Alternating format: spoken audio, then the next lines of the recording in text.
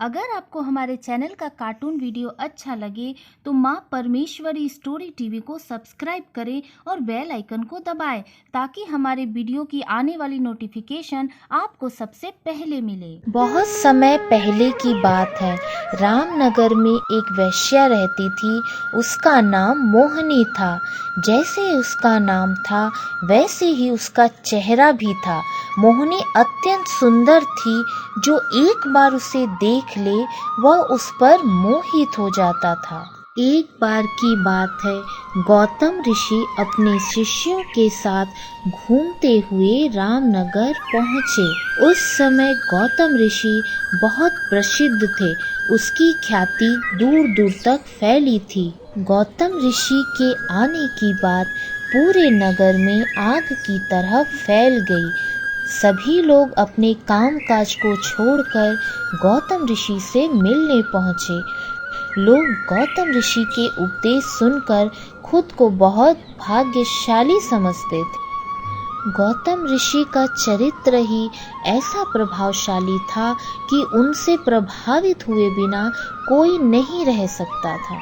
उस नगर की वेश्या मोहिनी भी उस तेजस्वी ऋषि से मिलने की इच्छुक थी। वो खुद ही गौतम ऋषि के पास चलकर आई और गौतम ऋषि को अपने घर भोजन के लिए आमंत्रित किया। आपके दर्शन मात्र से मेरे कई जन्मों के पाप नष्ट हो गए। मैं सौभाग्यशाली हूँ कि आपका दर्शन मुझे प्राप्त हुआ। आपसे एक विनती है, आप हमारे घर भोजन पर पधारकर हमें अपने चरण सेवा का अवसर अवश्य दें।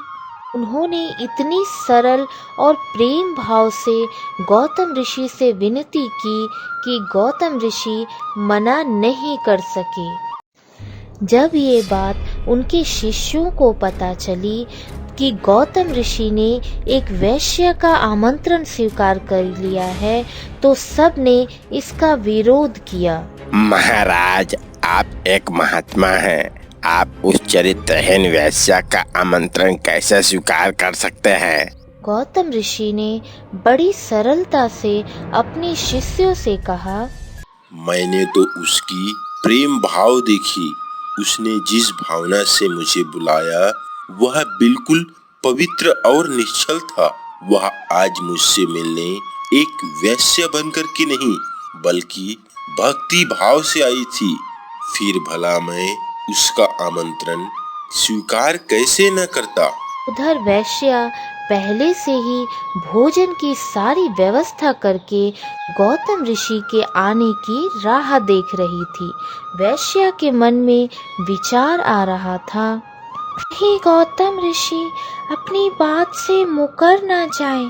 इतने बड़े सन्यासी होकर क्या वे एक वेश्या के बुलाने पर उनके घर भोजन करने आएंगे?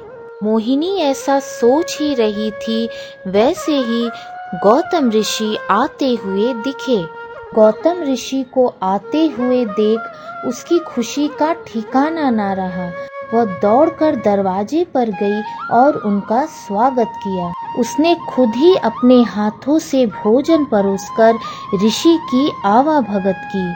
गौतम ऋषि के शिष्य जो उनके साथ गए थे, जब उन्होंने वेश्या को, जिसके कदमों में बड़े बड़े सम्राट से लेकर पूरी रामनगरी जिसकी एक झलक पाने के लिए तरसती थी, उसे एक सन्यासी के लिए ऐसा व्यवहार करते देखकर गौतम ऋषि के शिष्य के मन में अपने गुरु के प्रति और सम्मान बढ़ गया। मोहिनी ने गौतम ऋषि के व्यक्तित्व के बारे में जैसा सुना था, उनसे मिलने के बाद उससे ज़्यादा प्रभावित हुई और वह उसी समय अपनी सारी संपत्ति गरीबों में दान कर गौतम ऋषि के चरणों में चली गई और वह आजीवन भिक्षुणी बन गई।